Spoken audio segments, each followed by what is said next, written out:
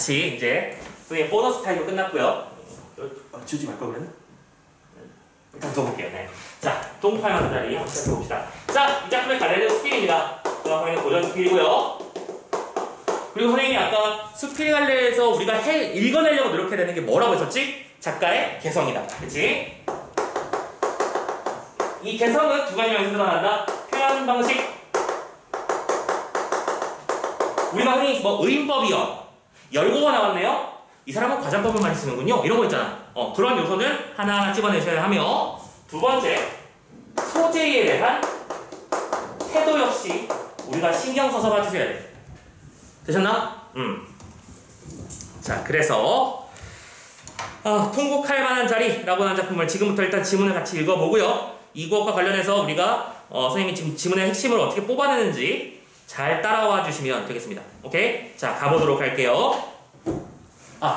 이게 누군데 하고 가야 될 것 같아. 이 작품 작가가 누구? 박지원이야. 박지원은 너희들이 싫어도 어쩔 수 없이 무조건 커버 쳐야 되는 사람입니다. 그쵸? 박지원을 혹시 어떻게 알고 계십니까? 이 사람 뭐 한 사람이? 중국 갔다 왔어요. 중국 갔다 왔던 사람이 맞아요. 그리고 중국 갔다 올 때 열하일기라고 하는 글을 써서 그 안에 있는 작품들을 우리가 배우는 거야. 박지원은 실학자예요. 실학이 뭐죠? 무슨 학문을 실학이라고 부를까? 뭘까? 생각나는 거 없음? 뭐의 실학이 뭐의 약자라고 생각하면 돼? 실용적인 학문이 실학이에요. 근데 이 실학이 그럼 뭐의 반대말이냐면 이렇게 이해하면 돼. 학상 공론의 반대말이야. 이렇게 이해하면 된다는. 즉 연한 박지원은 당대 양반들의 학문 수행하는 태도 자체를 비판한 게 아닙니다. 너희들이 하고 있는 게 뻘짓거리다라는 걸 알고 싶은 거야. 맨날 앉아가지고 공자님께서 말씀하시길, 그치? 뭐 맹자님이 말씀하셨고, 뭐 지조와 절개는 이런 것이면 이런 얘기만 해봤자 나라가 발전하냐고. 참고로 요 당시가 청나라 때거든. 오케이? 청나라 때면은 자 이거 너희들 다 알지? 막 족벌 정책 이런 말 들어본 적 있지? 오케이? 명나라가 있다가 청나라로 바뀌었습니다. 명나라는 참고로 한족이고요. 한족이라고 말하면 좀 애매하긴 한데 아무튼간에 청나라는 이제 호족이라고 불리는 존재들이죠. 그리고 청나라가 위에 있었고 우리나라가 이때 조선이라는 이름으로 옆에 붙어 있었고 일본 찌끄러기는 여기 짜져 있었고요. 자 아무튼간에 명나라 청나라가 바뀌는 시절에 자 조선의 입장에서는 친명 대청 하자는 측면과 반대로 친청 대명 하자는 측면이 서로 나눠 싸웠어요. 이 국회의원이라는 것들이 지금도 마찬가지긴 한데 자기들끼리만 치고받고 싸워하는 문제, 쓰여오는 문제 때문에 문제가 되는 건데 그 중에서 얘네들이 더 득세를 했던 거야. 그러니까 입으로는 우리는 명나라를 받들어야 해. 청나라 따위는 꺼져! 라고 말을 하면서 자꾸 방병만 쌓고 니들 나쁜 놈들이야! 라고 말을 해. 근데 문제는 이때 청나라가 어떤 나라였죠?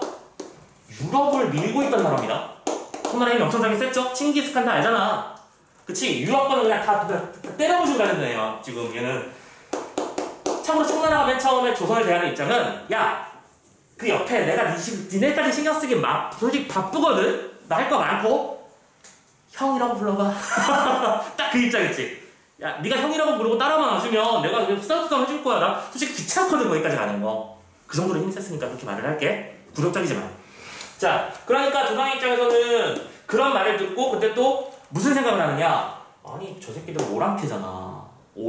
변발하고 막 딱 이상하게 하고 다니면서 저들은 올바른 존재가 아니야. 우리는 옛날에 명나라 그때가 최고야 라고 하면서 청나라를 또 반항합니다. 그러면 청나라가 어떻게 하죠? 이 새끼들 말았는데 별똥대 뿌려서 직접 밟고 와. 그래서 쫙 밟아버리는데 몇 달 안 걸리잖아요. 진짜 파워 장난 아니었죠? 그래서 여러분들 알고 있는 그 선조가 뭐지? 그 행주산성으로 대피를 하지를 않나, 삼전도에 굴욕이 일어나질 않나 그런 일이 벌어지는 거잖아. 아장이 났다고 쉽게 말해서 보통 이런 거. 본보기로 그때 끌려갔던 수없이 많은 여자들.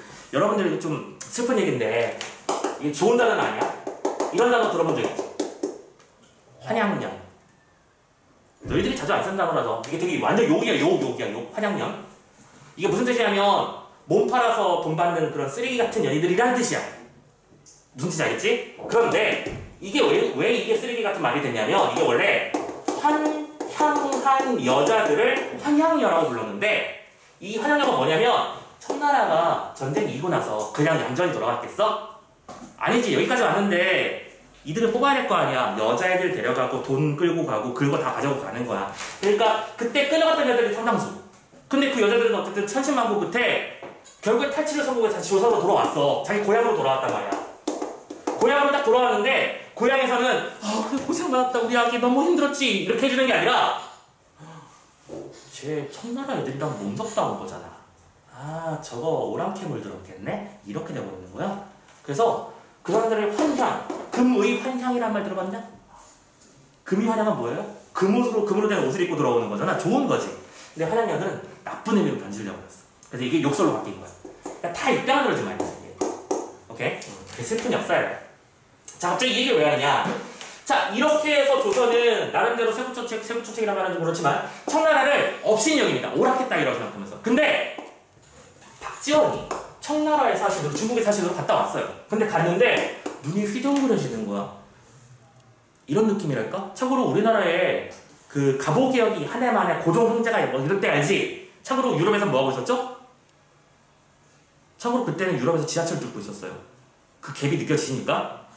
우리나라에서 화승총으로 쏘고 적군에 총알 날아오니까 우리나라에 뭐 방호복이 없잖아. 그러니까 어떻게 입었지? 이런 되게 유명하잖아. 솜을 이만큼 입어. 생각해봐. 솜으로 이만큼 되는 옷을 입으면 얘가 빙글빙글 돌다가 이제 여기까지 못 들어오니까 살 수 있다 라면서 솜옷을 입었어. 한여름에 저쪽 배에서 날아오는 총알에 막기 위해서 솜옷을 입고 싸우는 그런 나라였다고. 오케이? 근데 유럽에서는 참고로 그때 막 지하철을 뚫래 만에 증기선이 오가고 철갑선이 오가고 이러고 있었잖아. 각종 기계 장비가 오가고. 그러니까 그런 거랑 이렇게 교류가 되고 있는 상태에서 우리가 딱 가보니까 현대의학 들어오고 막 근대의학 들어오고 새로운 세상들이 너무 많고 깜짝 놀라겠는 거야. 우리나라는 지금 완전히 지금 원시대가 느낌이었겠지. 박지원은 그 많은 보고들은 과정을 통해서 자기가 느낀 바에 대해서 이렇게 아까 말씀드렸던 열하일기라는 책으로 자신의 행적과 생각을 남겨. 조선시대 양반이라는 것들이 앉아가지고 공자와 맹자만 하고 있으니까 나라가 이 모양 이 꼴같이 된 거야. 양반들 정신 차리고 진짜 우리 삶에 도움이 되는 학문을 하자. 오케이? 이게 박지원의 입장이었고, 참고로 여러분들이 너무 잘 알고 있는 호질, 양반전, 또 뭐가 있지? 허생전, 이런 다양한 소설들도 있고요. 그리고 여기 통곡헌기라고 해서 통곡할 만한 자리라든가 또 9번 강을 건넌 이야기라고 하는 여러 가지 스필들도 여러 편 써가지고 이 당대의 어떤 인식의 가사를 좀 이끌어야 된다. 좁은 세상에 갇혀 있어서는 안 된다. 새로운 생각을 열어야 된다. 그런 입장들을 여러 번 밝혔죠. 박지원은 그런 사람이었고 우리는 그런 박지원의 글을 되게 여러 편 앞으로 보게 될 거야. 알겠지? 그러니까 기본적으로 박지원은 알아두면 좋은 사람. 그래서 배경 이야기까지 한꺼번에 해드렸으니까 참고해 주셨으면 좋겠어요. 됐죠? 자, 그러면 자 이제 본격적으로 내용으로 한번 들어가 볼 텐데 제목이 뭐죠? 통곡을 할 만한 자리래요. 그럼 자, 우리의 일반적인 인식이라고 하지. 우리는 일반적으로 통곡을 언제 한다고 생각합니까? 통곡은 언제 하죠? 아주 슬플 때지. 그러니까 우는 건 아무데나 슬플 때 울 수 있지만 통곡이라는 단어를 쓰려면 아주 극한의 심정으로 괴로울 때, 슬플 때 쓰는 게 통곡일 거야. 그게 뭐예요? 우리의 일반적 인식이에요. 자, 근데 이 작품에서는 봐봐. 통곡할 만한 자리라고 했으니까 이 작품의 중심 소재는 이 통곡이라는 것의 의미겠지.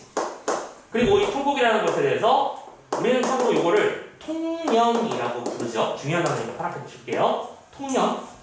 일반적인 생각이라는 뜻이야. 통곡은 슬픔이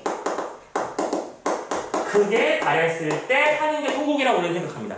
그쵸? 근데 이 작품의 작가는 전혀 다른 의견을 내세울 거야. 우리는 그걸 읽어내면 이 작품의 중심 주제를 알게 되는 거야. 됐지? 자, 미리 알려드리고 시작한 겁니다. 한번 읽어보도록 할게요. 가자! 자, 정사와 한가마를 타고 삼류하를 건너 냉정에서 조반을 먹었다. 여기까지는 거의 일기죠. 여기 정사라는 사람은 사람의 직책이고 내가 같이 그 여행길을 갖고 있는 사람의 직책명이고요. 그러니까 같은 차를 타고 삼류하라고 하는 강을 건너서 냉정이라고 하는 지명이 있는 장소에서 조반 아침을 먹은 거야. 됐지?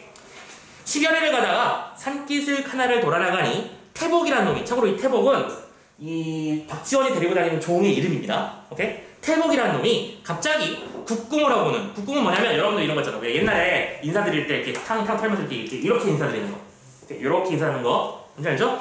국궁을 하더니 뭐래요? 말 머리로, 말 앞으로 쫓아와서 땅에 엎드리고 이런 소리를 합니다. 백탑이 현신하였기에 이해하려나이다. 말이 웃긴 거야, 사실은. 백탑이 헌신하다. 참고로 백탑은 뭐냐면 중국의 유명한 탑의 이름이 백탑인 거예요. 여러분들 왜 그런 거 있잖아. 우리 LA 가면 뭐 한번 봐야 되겠지 않겠냐? 빰빠라밤 빠바바밤 빠바밤 그 눈 나오는 거 무슨 여신상? 잘 왼손이냐? 아무튼 간에 LA예요? 아 LA 아니었어? 뉴욕 아니에요? 뉴욕이야 그거? 그럼 LA는 뭐가 있는 거야? 그거 왜 나는 그걸 LA에 있다고 생각하고 있었지? 생각해보니까 아니잖아. 그렇지. LA에 뭐가 있지? 그 로스앤젤레스 글자 있는 거 너는 왜 이 두 개를 아무튼 간에 그래 땡큐 잘못 알려줄 뻔했네. 자 아무튼 간에 할 얘기는 그거지. 자유의상 유명한 장소에 여기 가면 자유의상 봐야 되고 그렇지? 서울 놀러 왔으면 여러분들 뭐 봐야 된다고 생각해? 남산을 보거나 남산만 있는 건 아니야. 경복궁도 보거나 그렇지? 백탑도 그 지역에서 유명한 탑의 이름이었습니다. 근데 지금 표현이 되게 웃긴 게 백탑이 현신했다지. 현신은 직역하면 몸을 드러내 이란 뜻인데 그럼 이건 뭐냐면 백탑이라는 존재는 나한테는 너무나 위대한 건축물이고 이 태복의 입장이야. 그리고 또 내가 이 상황을 말해주는 박지원이라는 어르신도 나에게 어르신이니까 백탑이라는 존재가 몸을 드러내고 있다는 것을 알려드린다고 표현한 거야. 쉽게 말해서 요즘 말로 바꾸면 조금만 더 가면 백탑이 있습니다 라는 뜻이에요. 옛날에는 이렇게 말을 했다는 거야. 이것도 기록 같은 거죠. 아래 것이 위에 사람한테 말할 때 이런 어법이 있었어. 그렇구나 하고 넘어가자. 자 아무튼 그렇게 해서 백탑이 현신했대요. 태복이란 정진사의 마두이다. 정진사 거구나. 마두. 정진사가 데리고 다니는 마부였었던 거죠. 산기슭이 가로막고 있어 백탑이 보이진 않아요. 그래서 말의 깊이 우다닥 몰아서 수십 볼을 채 묶어서 겨우 산기슭을 벗어났더니 안광, 눈의 그 빛이 어지러질거리더니 호련히 검고 둥그란 물체가 오르락내리락 한다. 뭘 봤다는 소리일까? 이게 바로 백탑을 보았을 때 느낌이겠지. 오케이? 저 멀리 그 하얀 탑이 거대한 자취를 짠하고 등장하고 있어. 뭐 어지러운 느낌이더라. 너무 높아서. 오케이? 자, 계속 이제야 깨달았다. 사람이란 본래 의지하고 붙일 곳 없이 단지 하늘을 이고 땅을 밟고 이리저리 다니는 존재라는 거야. 그럼 이건 뭔 소리지? 역시 자연이란 위대하다. 그죠? 이 넓은 벌판이에요. 참고로 이게 지금 얘들이 있는 자리가 노동 벌판이에요. 우리나라에서는 벌판을 보기가 쉽지가 않죠? 왜냐면 계속 산지가 많으니까 이렇게 삐 한 번 돌려보면 언젠간 산을 만나. 우리나라의 특징인 거잖아. 근데 요동 벌판은 어떤 레벨이야? 아무리 가고 하루 종일 달렸는데 아직도 벌판이야. 지평선밖에 없어. 딱 그런 느낌이잖아. 그러니까 거기 위에서 느끼는 느낌이 한국과 다르다는 느낌 확실히 받았겠지. 자 그런 상태에서 탑이 그냥 똥 하고 서 있으니까 또 멋있겠지. 이해했지? 무슨 말인지? 자 그러니까 여기까지는 그냥 뭐 한 거야? 훌륭한 경치임을 깨달은 거야. 됐죠? 그리고 나서 중요한 건 여기부터야. 자 이렇게 생각을 하니까 말을 세우고 사방을 둘러보다가 나도 모르게 손을 들어 이마에 얹고 손을 들어서 이마에 얹었다는 게 무슨 뜻이냐면 이렇게 한다는 얘기야. 이렇게 이마에 얹었다. 이렇게 멀리 보기 위해서 이마에 얹고 한바탕 통곡하기 좋은 곳이구나. 자 정리하자. 중국의 요동 벌판과 거기 놓여있는 백탑이라는 것을 보고 이 사람이 하는 얘기는 통곡할 만한데? 오케이? 자 그럼 이건 뭐예요? 작가의 개성적 인식이지. 여러분들은 예를 들어 이번엔 어디를 예를 들어볼까? 저기 어디를 가볼까? 좀 유명한 거 뭐 없냐? 이름만 내면 알 수 있는 유명한 니 혹시 가보고 싶은 데 없어? 선생님도 해외여행에 꿈은 없는 사람이라서 자 그냥 예를 들어 그냥 나이아가라 폭포라고 하는 공간이 있다고 치자. 너무 그냥 평범하지만 여러분들은 나이아가라 폭포를 보면 어떤 느낌일 거야? 내 눈앞에서 지금 내가 나를 드론에 띄워가지고 헬기를 타고 나이아가라 폭포의 정면을 딱 바라보고 있는 상태라고 쳐보자. 어떤 생각이 들까? 일단 선생님 같은 경우에는 우화밖에 안 나올 것 같아. 우와. 이런 느낌이겠지 아마도? 그 업도하는 자연의 그런 힘에 놀라겠지? 근데 얘는 그걸 보고 통곡을 할 만하대요. 그럼 이 통곡의 인식이 일반적인 사람과 다른 거잖아. 그래서 정진사와 얘기를 주고받기 시작하는 거야. 자 가볼게. 정진사가 묻습니다. 천지간에 이렇게 시야가 툭 터진 곳. 시야가 터졌다는 얘기는 벌판이라는 뜻이잖아. 그치?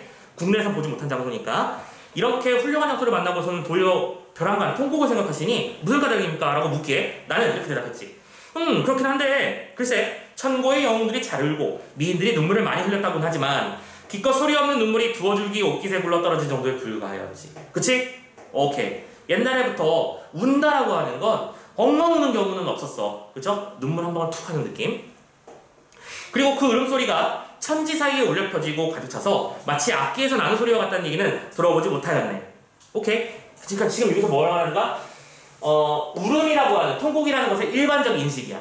그치? 사람들은, 양반들은 특히 체면상 엉엉 울지 않아요. 그죠? 아무리 슬퍼도, 내가 사랑하는 사람이 이러도 눈물 한 방울 툭 흘리면서 그냥 털어내려고 노력한다는 거지. 오케이? 그런데 계속 사람들은 단지 인간의 칠정이라고 하는 건 뭐냐면 7가지 정서. 그러니까 희, 노, 애락, 애, 오, 욕. 기쁘고 슬프고 뭐 사랑스럽고 이런 것들 감정을 칠정이라고 불러. 이 7가지 정서 중에서 오로지 슬픔만이 울음을 유발한다고 알고 있지. 자, 가보자. 뭐예요?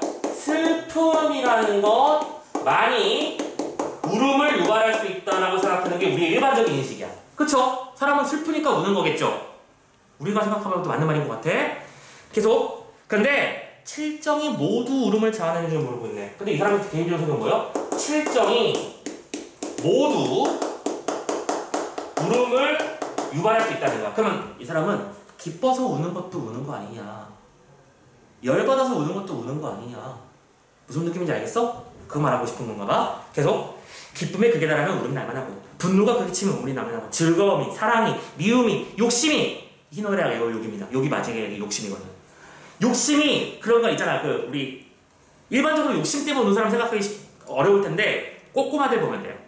세상을 자기 중에서 아직 세계관이 형성되지 않은 어린아이들은 어떤 갖고 싶은 대상이 있어. 근데 저걸 엄마가 안 사준대. 그럼 어떡해? 울잖아. 저거 안 사주면 나 집에 안 갈 거야 하면서 막 울잖아. 마트 가면 자주 보잖아. 그런 경우. 그치? 아직 뭐 세계관이 정립이 안 되는 어린아이니까 당연한 거라고 생각합니다.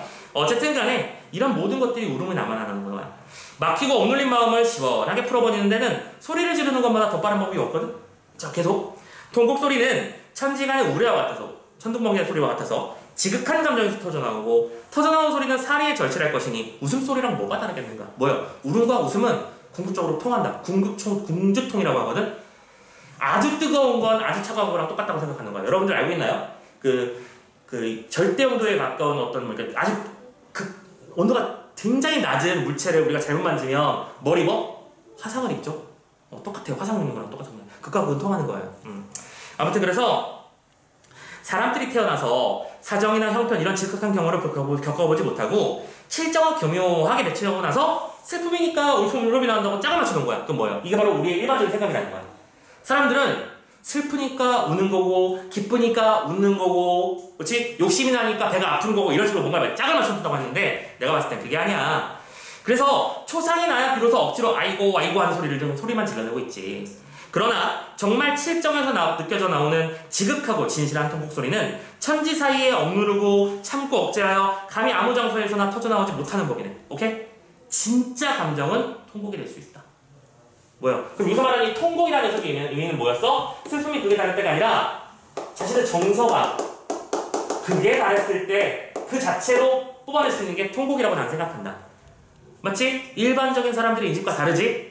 그리고 참고로 이런 전체적인 얘기를 통해서 말하고 싶었던 건 뭐지? 양반이라는 것들이 각종 감정들을 체계화와 명문화시켜서 이럴 때는 이런 감정이고 이렇게 행동해야 되는 거고 다 룰을 만들어놨는데 다 개풀 뜯어먹으라고 그래. 이 소리 하고 있는 거다. 그럼 알겠어요? 오케이. 자, 그래서 한나라 때의 가희라는 사람은 적당한 통곡의 자리를 얻지 못해 울음을 참다가 결국 죽어버렸고, 갑자기 한나라 군신은 선실을 향해 한바탕 길게 울부짖었으니 라고 되어 있는데, 참고로 이런 걸 보고 우리가 뭐라고 하냐면 고사를 인용한다고 부릅니다. 참고로 이것도 잘 적어놔. 고사를 인용하는 이유는 뭔데? 자신의 주장을 강화하고 싶을 때 쓰는 거야. 오케이, 이게 되게 중요한 얘기야. 고사를 왜 인용한다? 주장을 강화하고 싶을 때. 이거는 나만 그런 게 아니라 이 사람도 그랬잖아. 공자님도 그러셨어. 이렇게 하는 거라고. 이렇게 보태면 자신의 주장이 강화되는 거야. 이해했지?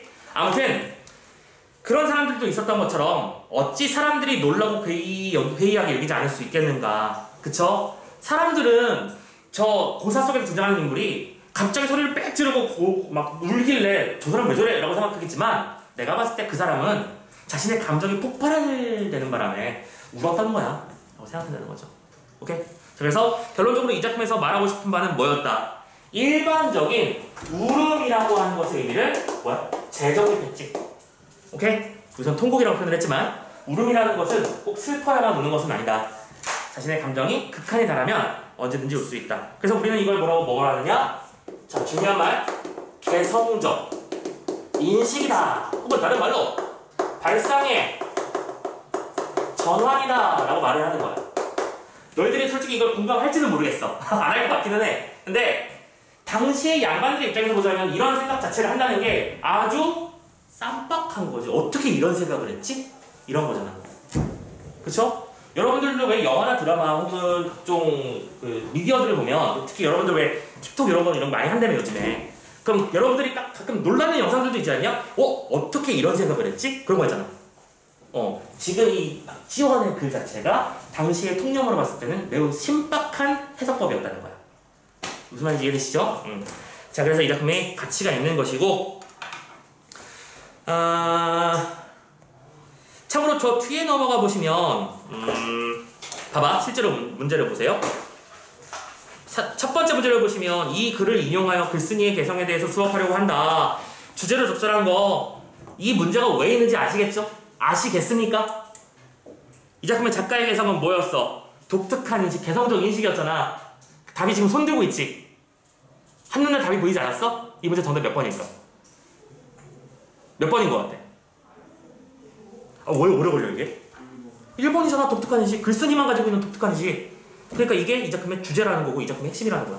그러니까 문제가 이런 식으로 나오는 거지. 어려운 얘기 아니죠? 네, 알겠습니다. 자, 이 정도까지만 하고 넘어가고, 자, 그 뒤에 반통의 물이라는 작품이 있는데 이거 정말 쉽거든? 그냥 간단한 작품이니까 하고 나서 뒤에 다음 타임에 파수꾼까지, 파수꾼은 워낙 중요한 작품이니까 이어서 가도록 하고 잠깐만 좀 쉬었다 갑시다. 하늘에서 잠시 후에 볼게요.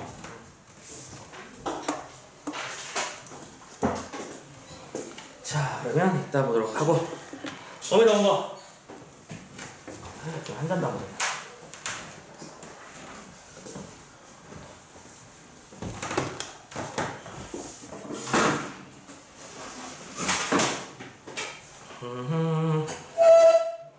그러면 석현이는 잠깐만 몸만 하도 되겠다. 몸만 잠깐 선생님이랑 같이 올라가서 얘기 좀 해봅시다. 상담하고 오느라고 조금 늦을 수 있어?